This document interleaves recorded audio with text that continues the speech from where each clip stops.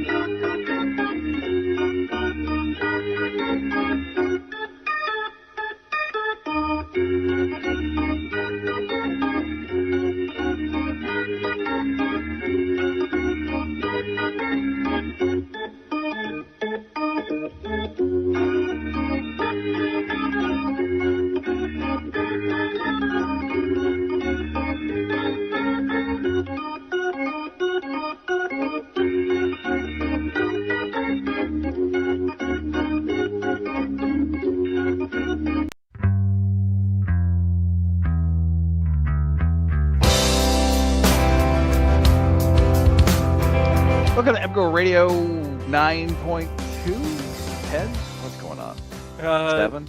I think it was year 11 because we started in 2015. Is it? Yeah, we started with Harbaugh because the excitement of Harbaugh. We decided we'd get a radio show. Oh, and then so it's year 11, and then it's the number of the game until like we screwed Right. up. So what doesn't matter. 3. Michigan plays the Central Michigan Fire Up Chips this weekend. The Connor Stallions Bowl, I suppose.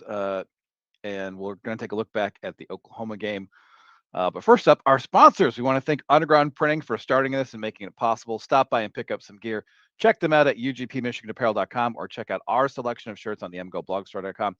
Our associate sponsors are Peak Wealth Management, Matt Demarest, Realtor and Lender, Ann Arbor Elder Law, Michigan Law Grant, Human Element, Sharon's Heating and Air Conditioning, the Sklar Brothers, Winewood Organics, Community Pest Solutions, Radicke Oral Surgery, Long Road Distillers, and Signalwire, where we are currently recording. All right. So Jim McElwain, no longer the head coach of Central Michigan, and in case there's any Shark enthusiasts out there, he's still around. About that this weekend. He's still around. He's still around. Yeah, he's like helping out. He's kind of like he's in like a Biff Poggi role. Oh, what an interesting place for him to land. So, Alex, what are we looking at here? Is this a decent MAC team, a good MAC team, a bad MAC team? What like? I think kind of okay. They pulled off an upset in week 1 over San Jose State, which was their first road win since 2023. The last year under McElwain was pretty rough. So I think there's expectation to probably be around the middle of the conference, I would say. I think they've got a path to a bowl game because they've got games against teams like Akron and Kent State, but I don't think this is like a best in the MAC sort of team. So their new coach is? Matt Drinkle from Army, but he's never been a head coach before. He was mostly the line coach at Army. He wasn't really even the OC there. He was definitely an interesting hire. Seth, you know a little more about him. Yeah, well, he's the first coach that we know for a fact listens to the Shutdown Fullcast. So what? Yeah, he's referenced it before. He did these YouTube videos that I like used in like 2016, 2019. Like he would make these YouTube videos for coaches about like how Army runs their offense. And then he did one on the 404 tight, which I used to like base our coverage of Army in 2019. So he's kind of like well known in the coaching community as like somebody who just puts his YouTubes out there to kind of does his he puts coaching clinics and he puts them on YouTube. He's a poster. I mean, but he doesn't. This is yeah. This is our first poster head coach possibly in history. Yeah, and he knows who Ryan Nanny is. Yes. I don't know why that, like, why is Ryan then? I'm just like, he knows who Ryan Nanny is. I think it's because of the costume at the bowl Yeah, game. yeah. I mean, if you know one thing about Ryan Nanny, it's not that he's a famous podcaster who's been at this for years and years. It's that he dressed up as He an once onion one dressed up time. like the Bloomin' Onion. Right, Yeah, right. So Matt classic Dringal, things. he could have been one of us. So, but they're not implementing the triple option. He's been hired away to run a pretty standard MAC passing spread, I imagine, Alex. Kinda. Kinda.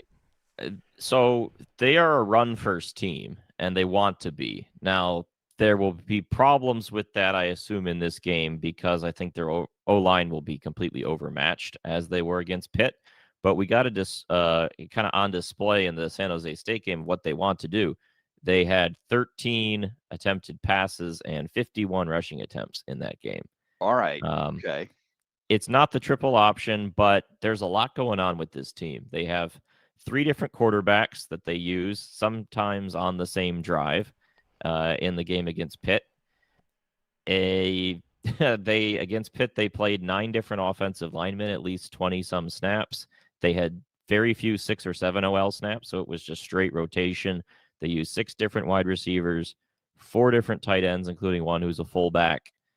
The 3 running backs in that game as well. The rotation was a little tighter against San Jose State, but maybe against Pitt, they were just kind of feeling like we're not going to win this game, so let's try to get some guys some snaps. That might be the case against Michigan, but it's a little unconventional compared to what you would usually see. I mean, it kind of reminds me of Michigan with their rotation on defense. This is the other side of the ball, which is a little rarer, but everybody eats. Yeah, and so starting at the quarterback spot, I assume Joe Labus will get the most snaps. He's an Iowa transfer of the past. Tells you what you mostly need to know about him. Not a particularly great player, not super mobile, but he's a big guy, so he can run the QB run stuff that they do. Can take contact, fall forward. They roll him out a lot, can throw to the tight end, that kind of thing. After Labus, there's Jaden Glasser, who didn't play against San Jose State, but I thought was the best quarterback they had against Pitt. And I think they'd be better off giving him more snaps because he's the youngest, probably the quarterback of the future. He was 7 of 9 against Pitt for something like 70, 80 yards. Seemed comfortable navigating the pocket and withstanding pressure, moving around a bit.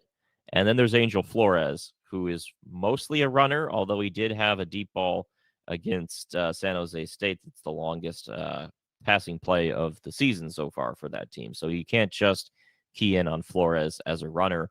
All 3 guys will run, though. Through 2 games, QB run is about 35% of the team's carries. So that's something to really be ready for in this game. So if you didn't like John Mateer running it 19 times, boy, do we have a MAC team for you. Pretty much. But the story of the game will probably be on the offensive line, where Central Michigan just couldn't really block Pitt at all. They could against San Jose State, so it's kind of probably a water finds its level sort of situation. I think they'll probably have a decent running game, if not a good running game in the MAC, just not probably in this matchup. They couldn't really get anywhere on the ground against Pitt, and so then in the second half, they kind of abandoned the run and passed a lot more. Had a little bit of success, but honestly, a lot of it was circus catches, contested catches. The receivers look pretty good at that, give them credit for it. But there was a very big sort of Davis Warren versus Ohio State feel to it, where they were running a lot, not very successfully. So they try some passing, mostly involves the quarterback on the run, throwing across his body. Receiver makes some diving catch or reaches across his body to snag a ball before it's intercepted. Just kind of like, how sustainable is this sort of offense that was on display? And altogether, they scored 17 points against Pitt, but they had barely over 200 yards at like 3-point-something yards per play. It was not a very effective day. Yeah, Pro Football Focus gave them a pass block grade of 8.5. And it's not out of 10. That's out of 100 for that game. So. Yeah, their right tackle, Martin Cavisto, graded out well in pass blocking against San Jose State, and then he had the old 0.0 in this game against Pitt that I charted. The interior was rough. The game kind of ended where they had back-to-back sacks in which a rusher came untouched up the middle in the A gap. It was not great. The QB run mitigates some of that, but as a whole, it's really hard to see consistent ball movement in this game. But what I do think may happen is a lot of time of possession for CMU. They're not a particularly fast team. They can't be when they're rotating that much. And Matt Drinkle comes from Army, and there were some Army drives in the Pitt game. Despite the general lack of effectiveness in moving the ball against Pitt, they had 36-43 time of possession in that game.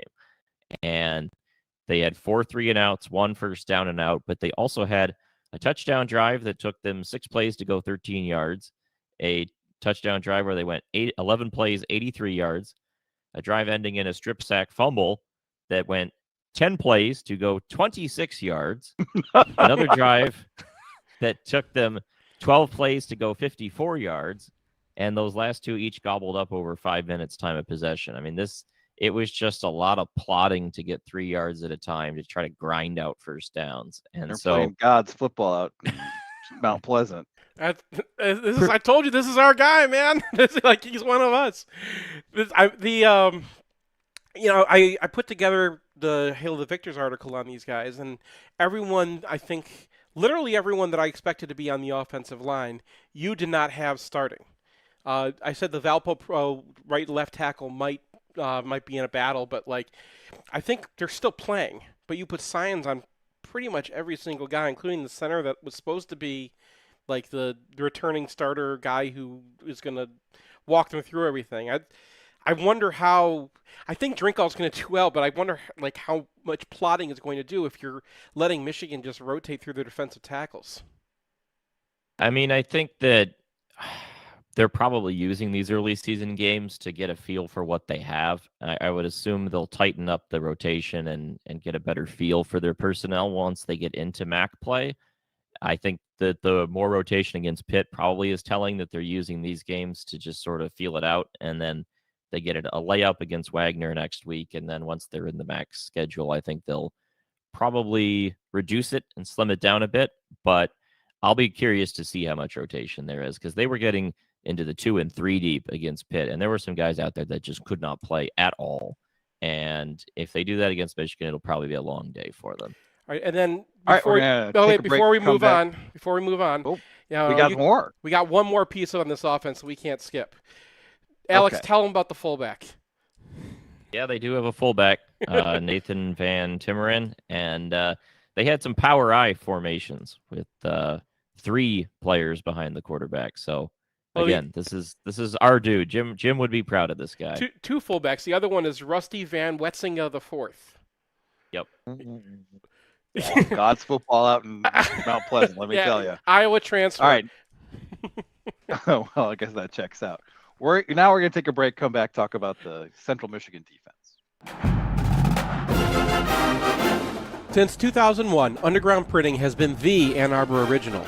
Starting from a West Quad dorm room and growing into the go-to source for custom apparel and Michigan gear.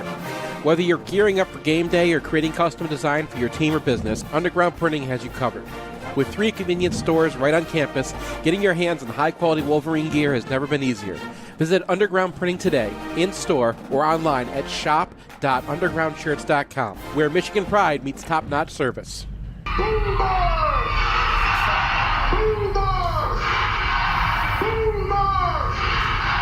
Texas! Hey, it's Nick Hopwood, CFP and founder at Peak Wealth Management. You can learn more at peakwm.com/mgoblog. You'll definitely never hear me screaming boomer sooner. You probably won't see me wearing cowboy boots like the co-eds in Norman. And I don't have any good hot takes like the Sklar brothers. However, my team of CFPs and I are experts at handling beneficiary IRAs. If your parents passed away and left you an IRA, we need to help change the investments to match your goals instead of how your parents had it. If your parents were 80 and you're 50, you probably have different investment objectives. And watch out for the required minimum distributions. Those RMDs are tricky.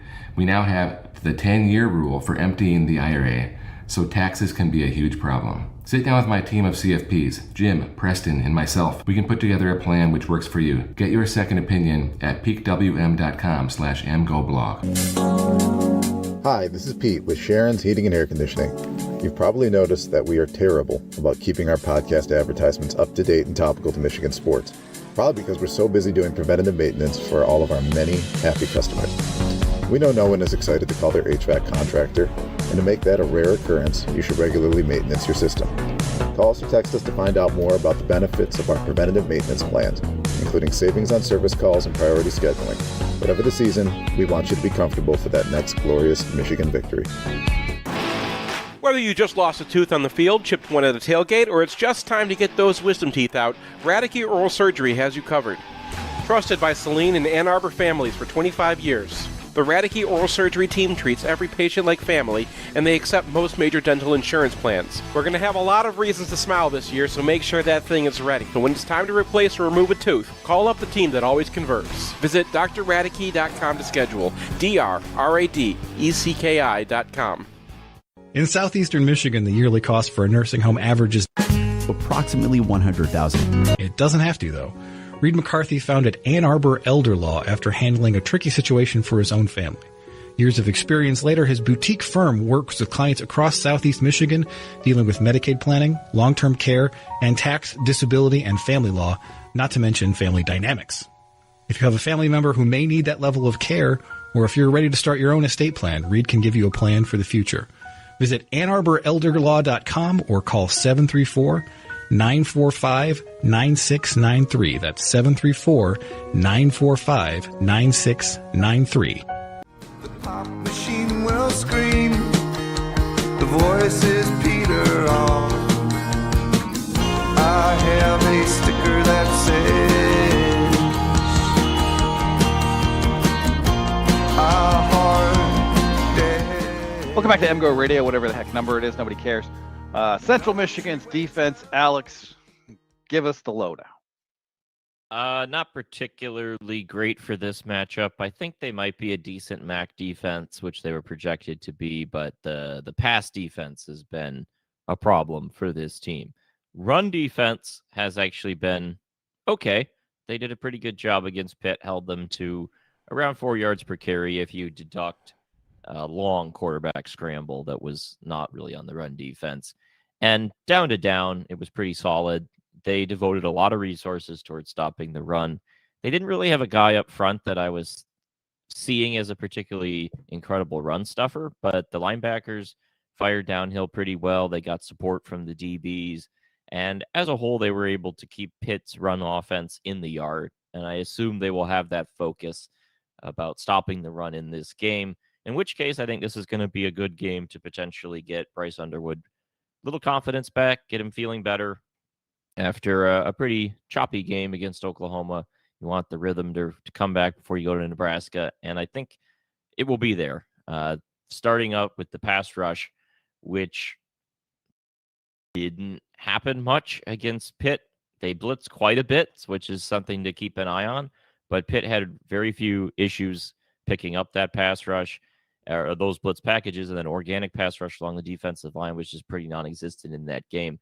Again, in the sort of water finds its level category, they had pass rush against San Jose State, and Michael Heldman, their edge rusher, is a guy that we kind of liked coming into this year.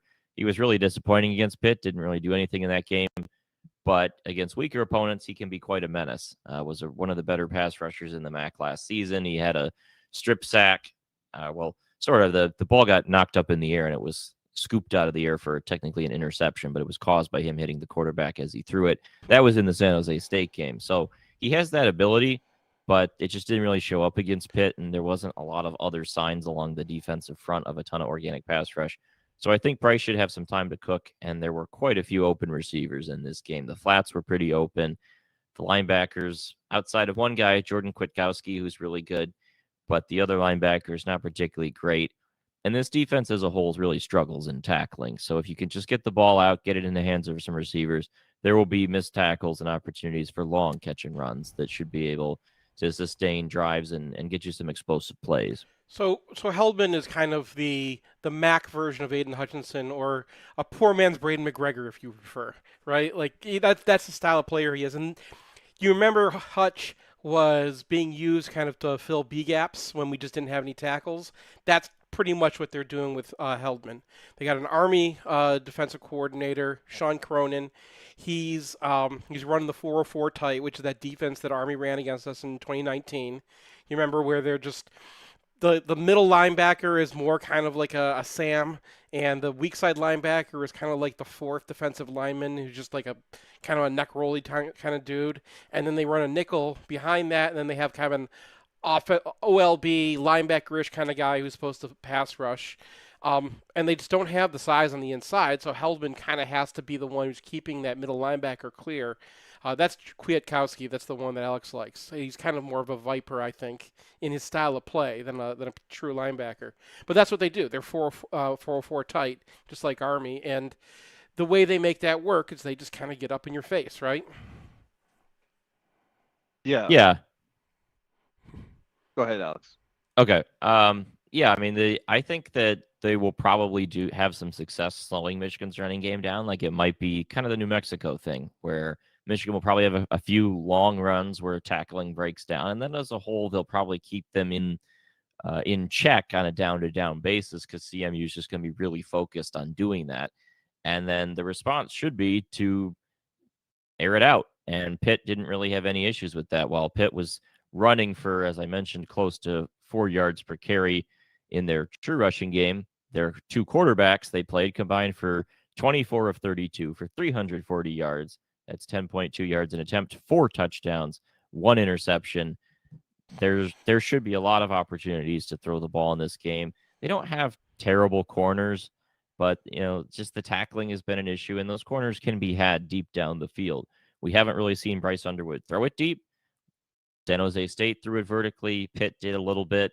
There should be opportunities to finally let Bryce bomb a couple deep down the field. I mean, we did the one McCulley last week, but some actual real deep shots in this game should be there. But the flats were also open. Like, there wasn't a ton of resistance. The zone coverages they played were pretty soft. And then when they completed it, as I mentioned, there were instances of shorter throws turning into big plays because of the tackling problems. All right. Do we have any notable special teams events? Kickers from Australia, punters from New Zealand.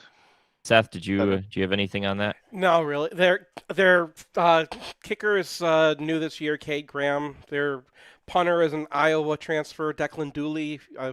They got a lot of guys from Iowa. They did, yeah. Well, Illinois. Sorry, Declan Dooley's from Illinois, but yeah, from Iowa. They got a cornerback. They've got the fullback, obviously. They got the quarterback.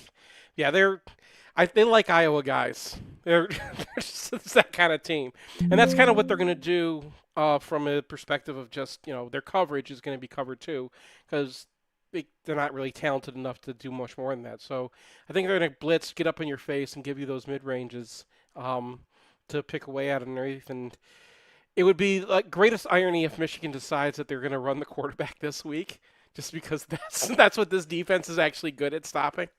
We saw the Shea Patterson thing. I mean, I feel you should incorporate it as part of pretty much any game. Just if you're going to run the quarterback, you should have that play calling rhythm. Just kind of. Yeah, for sure. It's so just we'll see. They make themselves particularly hard to read, and their best players, I think, on defense are that middle linebacker and then the defensive end. So those would be the two guys that you're most likely to be reading in those situations. It's hard to run zone read against that defense. It's just that's what it's designed to stop. It's an anti-spread defense that I don't know. It's not the week to really do it, but yeah, you're gonna have to practice it. And you remember Shea Patterson had opportunities to kind of just go one-on-one with the guy and just didn't take it. And that Army game goes a lot better if he just keeps a few times. So. Yeah, man. That's my only concern with them is that they're going to, it's going to be Army 2019 all over again, where Michigan just does not want to do the things that you do to beat a team that's being hyper aggressive and playing their cornerbacks back because that's all they can do. Well, I mean, that'll be a good second bite at the apple after that's kind of what they did against Oklahoma. Speaking of that, we're going to take a break, come back and talk about what we learned in UFR this week. 1, 2, 3 into the 4th win over Ohio State in a row. Defeats Ohio State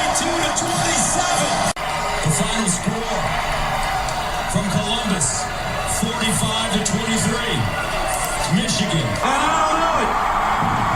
Michigan defeats Ohio State 30-24. The Wolverines win it 13-10. Hey, it's Nick Hopwood, CFP founder and president at Peak Wealth Management. Retire with peak confidence. You can learn more at peakwm.com/mgoblog. You know, I'm pretty good at spotting trends in financial planning and in the marketplace. I think I just found another one. Cheers to 5 in a row.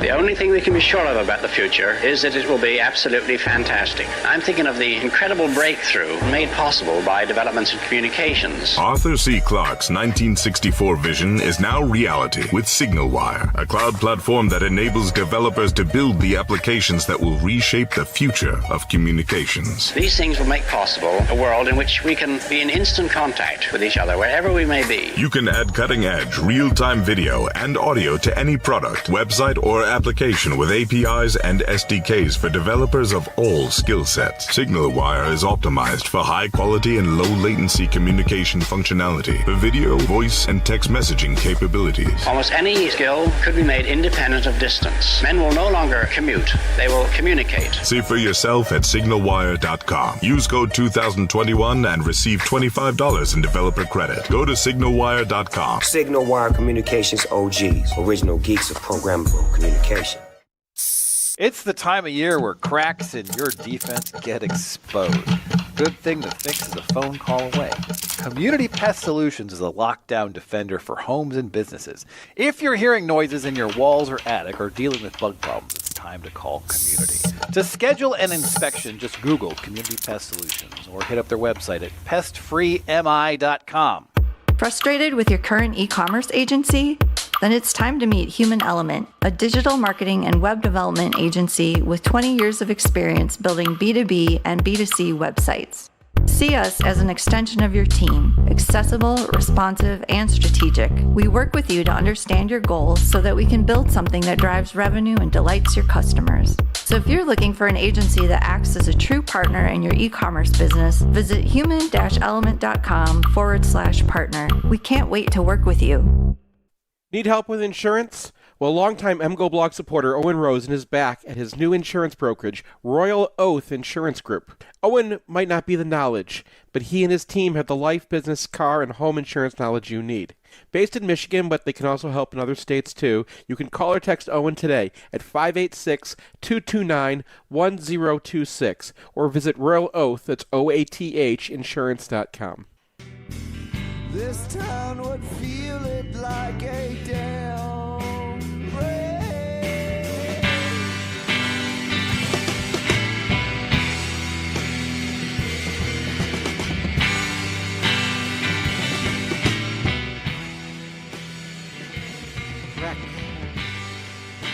Oh, we're back. Yes. Sorry. There wasn't the music, so I was a little like, oh, sorry. I turned the music down in our ears, so yeah. Anyway, MGoRadio, it's that time of year again while we do the MGoRadio and we talk about what number it is, and we don't ever really remember. But now it's time to talk about the Oklahoma game. Not a very pleasant game, understandable, but we've gone over all the plays, and I did the offense, Seth did the defense, and now we're here to kind of summarize what we learned. Sometimes you go to a game and you find out that the narrative that you had about the game was wrong, or at least, not as severe as you thought. That was not the case in this game. Pretty much everything I thought going into the UFR was confirmed. But, after the Texas game last year, I was like, head for the hills. This offense is doomed. We're just doomed. Mm-hmm. And that is not the impression I got from this game. Because last year it was just a complete breakdown of blocking, particularly at right tackle with Evan Link's pass blocking, and a complete inability for the quarterback just to physically perform against a Texas-like defense. That wasn't the case here. I mean, what I saw was an offense that was unprepared for Oklahoma's extreme level of aggression. And, even in the third and fourth quarters, when they did the things that you should probably do against those Okie fronts, like just throw a slant at them, Bryce Underwood was not ready for the moment. He's throwing off his back foot. He's climbing the pocket into pressure. There was that one play where he got hit on the throw, where if he just stays in the pocket where he's supposed to be, he's got 2 different open receivers for a chunk. And so I kind of, on one level, understand the offensive approach, but like it was still pretty disappointing not to see much in the way of, okay, if you're gonna rush pell-mell at the line of scrimmage, this is what we're gonna do. Just quick game stuff like that. I had a real flashback to the Hoke years when Oh you've God. got well, you've got these safeties, right, who are at 10 and 8 yards, and both of them are rushing at the line of scrimmage on the snap. And when you do that, often as a defense, you will be playing your corners in the parking lot because you don't want to get beat deep. And there was that, the 27 for 27 Penn State game where Penn State just loaded in the box and they're playing 10 yards off Jeremy Gallon. And it just really grinds my gears when you're not taking that free real estate. Like, I just don't like it when you aren't testing those corners, whether it's a hitch or just a quick smoke screen. Just get it out there, especially with the guy with Underwood's arm strength. It's going to be hard for that cornerback to rally and not give up 5, 6, maybe even 7 yards.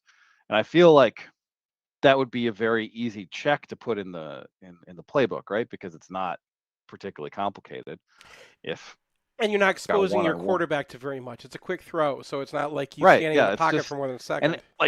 And that's not going to work for long. But what it is going to do, it's going to force those cornerbacks to come up, and it's going to make those safeties have to think twice about being Mark D'Antonio safeties from the mid-aughts, right? So just a lot of it kind of felt like the TCU game too, where it was like they're being super aggressive, and Michigan every once in a while takes a shot instead of just beating them over the head with it until they had to back off a little bit. Right. And I feel like they're like, oh well, they can't be this aggressive on this play because they were just aggressive on this previous play, and I just we've been there before, and I think we've been there before with Sharon Moore. This is not. He was the offensive coordinator in that TCU game, and it just doesn't feel like he's going to go for the jugular. It feels like that's not his approach, and it kind of feels like I think they have to learn from this game. And I think given what we heard about Central Michigan's defense, it's not very good, but it is pretty aggressive, and I think that this will be an opportunity for Michigan to kind of patch some of those holes in their front. Now, I do think that the blocking was like okay-ish. Like obviously it wasn't a win for Michigan in that department. They had a 53% run block rate. We're looking for 66%. But if you drop out Zach Marshall, that goes up 5 points to 58%. And I kind of feel like that's acceptable against what's probably the best defensive line Michigan's going to see this year. And in particular, like Sprague came in for some big minuses. He fell over once. He had a -3 when he was supposed to hinge block and just saw that one, yeah. And that was just like a tackle for loss on a very, very basic decision that Sprague had to make. And physically, I thought the line in general held up. There was that one really bad pass rush where Crippen gets run over. And I think because of our preconceived notions about Crippen, that he's real good, but he's just not strong enough. He's real good when he's playing smaller teams, but when he gets to the big boys, it doesn't work out. I really didn't feel that in this game, except on that one play. There were a couple of plays where he got pushed in the backfield a yard or two, but was still in control. And then the interesting thing to me is that they ran a bunch of stretch in this game, and it looked way closer being plausible than it has the past few years when they bring it out in the early season to see if they can run it. And the answer is hell no. Yeah.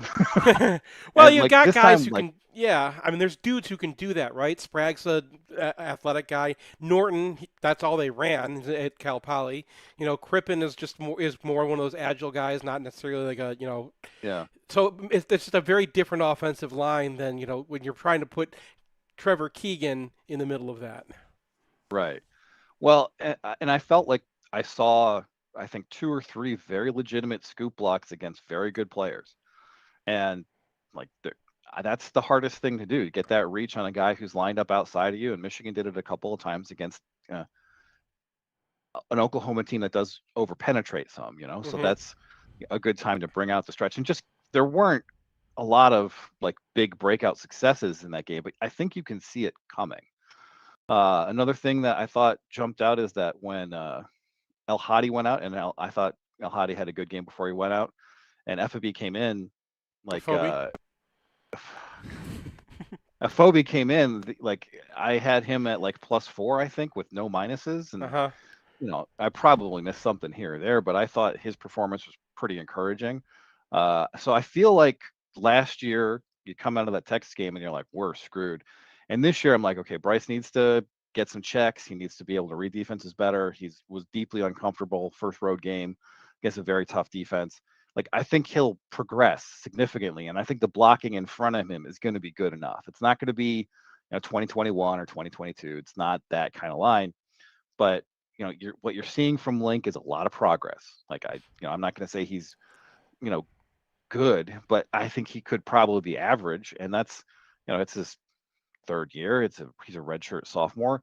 If he hadn't played last year and this was the first time he was getting on the field, you'd be thinking, all right, I can see it with this guy. Now, I think long term he's a guard, but I feel like his improvement is pretty impressive. And I've liked what I've seen from Crippen for the most part, and that was a guy who had questions about going into the season. Same with El Hadi. Now, they are still making too many mistakes, but for the most part they're pretty young, and the two guys who are not making mistakes. Yeah. So Crippen, for the most part, like he did have a -2 on the Bryce Underwood run because he blocked the wrong guy. But for the most part, those guys are getting right what they need to get right.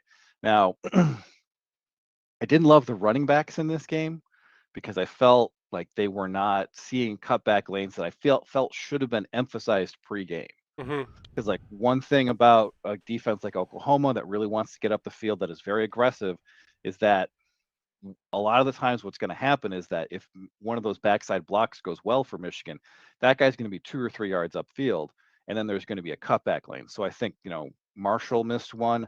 I think Haynes missed a bounce on the first play of the game where there just wasn't an edge, and he hit it up for 5 yards, got shorted by a yard because the refs shorted Michigan like a yard on like 5 different plays. Oh, it was happening on defense too, man.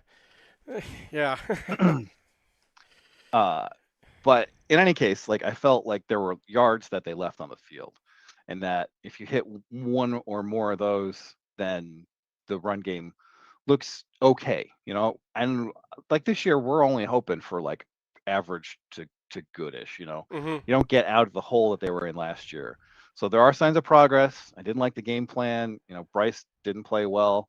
I'm not really sure that we've seen the final version of him, or even like close to the final version of him this year. I wouldn't judge what I expect from him going forward on a very difficult situation that he finds himself in. And then the other thing is that, we were talking in the podcast immediately after the game, and we were talking about how, yeah, Marlon Klein missed the game, but I don't think that he was going to be a huge difference. I repudiate. Yeah. Marlon Klein was a huge loss because Zach Marshall was like -6 in run blocking. Didn't make an impact in the pass game, and just like clearly like wasn't ready for the moment. And so if Klein's there and you flip that -6 to like a positive, like even slightly positive, then I think the game just feels a lot different because your run game operates a little bit better. Maybe Underwood is a little bit less pressured. So I think he was a big miss. And so I respect Marlon Klein, and I hope he comes back immediately. Yeah. The thing too, I mean, the offensive game plan should have been put in place over the summer, right? It wasn't there like they were preparing for New Mexico, so this is the game they're circled. And my guess is that they were looking at them because what would you do against Oklahoma? Well, if you can play stretch and run off the tight end, then you can basically punish them for having those guys who just get upfield. And that's what teams have been trying to do now you have to have the dudes to do it. But I mean, that's what we found out, right? But that was, it seems like that would have been the plan, to run off the tight ends, to go behind Bredesen and off of Klein and test those edges because they're getting upfield and because you can, have those cutback lanes. The cutback lanes too felt just like planned, right? And it was almost the 75-yard touchdown coming out of halftime, they went heavy on their last drive of the first half, Mhm. and there was this huge bubble in the line. There's 3 offensive linemen playing quote unquote tight end to the left side of the line, and they have a Sam outside the third OL, Mhm. and then they don't have anyone outside of the tackle. So there's like 3 gaps with no Oklahoma players in them, and Haynes doesn't run to this huge bubble. Mhm. And coming out of halftime, they're like, okay, we're gonna get this bubble again, and we're gonna run this it's gonna look like power, but your primary cut is that cutback. Mhm. And that's exactly what he did. So I felt like, there were opportunities for Haynes to kind of press the gap more, because like some of these plays that look like power or look like counter are designed cutbacks. Mhm. And I look at these like 3 or 4 times. I'm like, why isn't the back running where he's supposed to run? And I'm like, oh. Right. But part of the reason that I'm like, why isn't the back running where he's supposed to run? Because it's his job to quote unquote block that linebacker Mhm. by pressing the front side gap and then cutting back. Like the famous Blake Corum run, right? Where he commits the linebacker by taking that step, and then he's like, okay, I got to get to the gap. Michigan's backs right now aren't doing that. It's unfortunate They're because not. that's the, especially with Haynes, that was like all over his film that he does that. Well, I mean, I don't know what's going on. Like Haynes did not have a good game. Mhm. He dropped 2 passes, both of which were probably going to be first downs or close to it. His pass blocking, he had a -5 in pass blocking. Mhm. I mean, there was that tiff they had on the sideline, and I'm just Mhm. like, bro, you got to play better if you're going to yell at your quarterback like that. Mhm. Like he had a couple real tough runs, but that's not one that's going to go on its highlight reel. Yeah. Oh. What was that about, by the way? The tiff. Well, so that was the throw thing, to McCulley. That was the RPO that McCulley didn't think was an RPO. Mm-hmm. And I think he was like, you needed to hand the ball off. And Bryce was like, I thought I had it. And it was like, well, I don't necessarily think there was an RPO on because the wide receiver didn't run a route. Right. I was disappointed. Like I saw like the 3rd or 4th play from scrimmage. Michigan runs a stretch one way, and you can just see those safeties firing down. And McCulley is running wide open in the middle of the field, and they never came back to that. Like they never tried to hit like those safeties really with play action, like because they didn't want to go in the middle of the field because they were so afraid of having Bryce get intercepted. And it really just felt like Michigan was doing the things that you typically do when you have a freshman quarterback. And Brent Venables was like, I'm just not going to permit any of this. Like, you can't do any of it. And Michigan didn't really have a counterpunch. And like, the other thing is like, I don't think Bryce Underwood is checking plays at the line yet, right? So they have that reverse. And just pre-snap, it's so dead because they have 6 guys on the line of scrimmage, and their slot backer is creeping. And you can't run a reverse when the guys who are supposed to be flowing down the line are on the line. That's just right. That's a recipe for whatever 6-yard loss it was. And I think that next year's Bryce Underwood, if he's presented with that, is going to check out of that. But I think some of the RPS stuff that looks bad right now is because they just got to call play and hope that the opposing defense isn't perfectly suited to oppose it. They don't have the ability to change what they want to do. All right, we're going to take a break, come back, and talk about the other side of the ball. 1 and 2 and... If you find yourself on the wrong side of the law, you want a Michigan man in the huddle. Call criminal law attorney and former prosecutor Jonathan Paul at 248-924-9458 or visit his website at michiganlawgrad.com. John is a proud graduate of the University of Michigan Ross School of Business and Michigan Law School, and he looks forward to showing you the Michigan difference.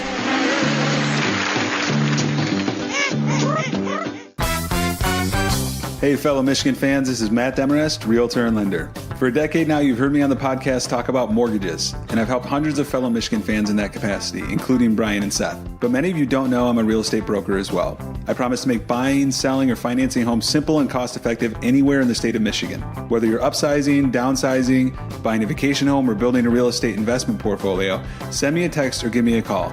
It's never too early to make a plan, and the call is always free. My number is 734-882-8194. Again, 734-882-8194. Or you can find me online at realtorandlender.com. That's realtorandlender.com. Whether you want to buy, sell, or finance a home, or even all three, I promise to provide the experience so many of you have come to expect over the years. And as always, thank you, and go blue. NMLS 1011726, Equal Housing Lender. Long Road Distillers ready-to-drink canned cocktails are made for Michigan game days. Our lavender lemonade is crafted with our own vodka, real ingredients, and an enthusiasm unknown to mankind. No corners cut, no shortcuts taken. Distilled and canned in Grand Rapids, it's ready for the tailgate, the stands, or your post-game celebration. So whether you're gearing up for the game, raising a can in victory, or charting for the next UFR, take the long road. Made in Michigan, for Michigan. Winewood Organics is Ann Arbor's only cannabis microbusiness. It's a place where plants are grown in living soil, where nearly every product is made, mixed, trimmed, and packed by hand, where first-time customers save 25% on everything from old-school hash to live resin carts. You can find them just west of downtown or at winewoodorganics.com. Winewood Organics, a place where the weed is better. It can be a rough ride along the information superhighway. That's why we build our e-commerce websites tough enough to handle the load. With the capacity to take hundreds of simultaneous online transactions and the stability of load-balanced, co-located server architectures, a website from Human Element performs in the roughest conditions. Thousands of products? No problem. We'll throw in the tools to manage them with precision and efficiency. All with a design slick enough to make you think your girlfriend might be impressed. So load it up and hit the gas and let Human Element show you the way. Special offers available for returning licensees. Financing available with approved credit to qualified buyers. Client participation may affect savings. Optional equipment available at additional cost. See human-element.com for details.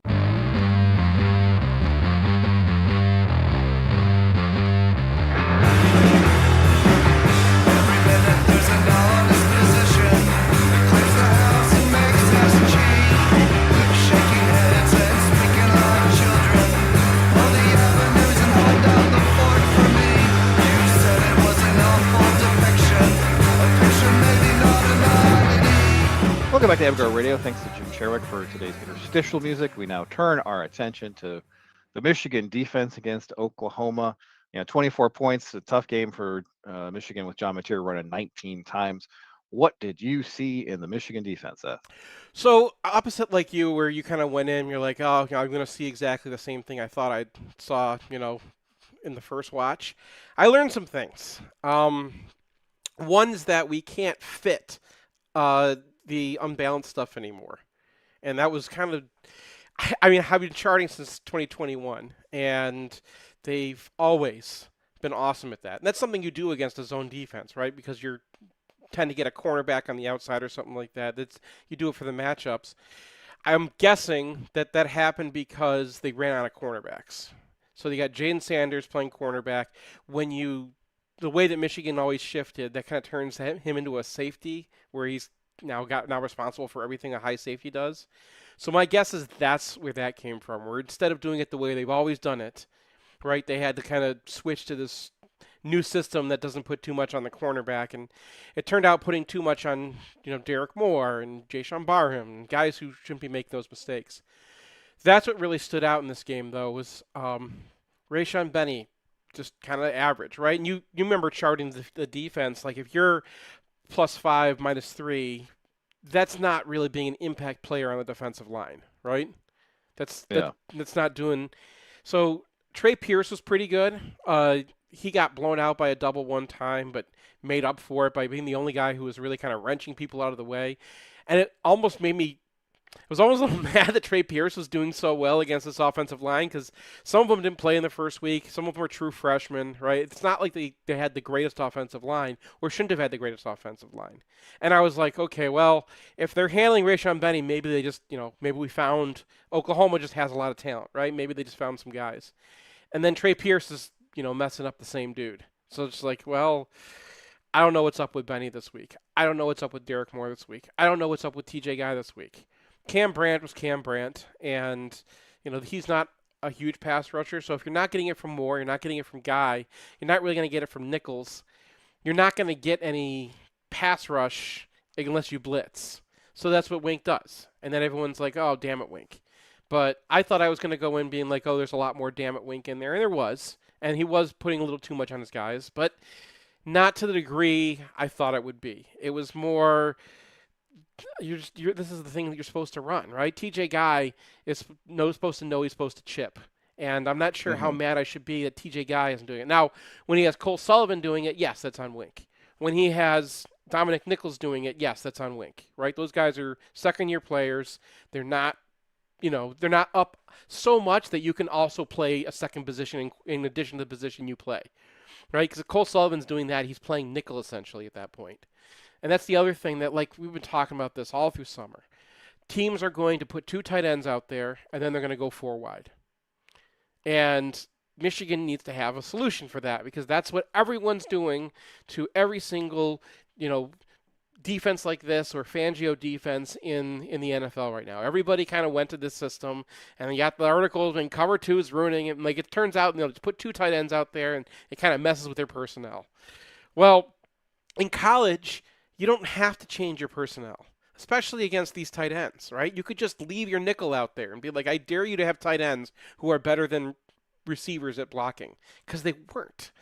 And this is like where you get in that Wink mindset of like, the NFL where everybody's, on the other side too, right? Like everyone's a ninja, everyone can do everything, instead of college players where you have to tell them you have to chuck somebody when you're playing this coverage. You have to tell them that you have to drop 12 yards if you're going to be if you're the off man in this situation. You have to tell them that, or you just got to practice tackling, right? Like the tackling was falling apart late in the game. There's 3 times he ran a strong safety blitz that was unblocked, that got to Mateer, and the safety did not make the tackle.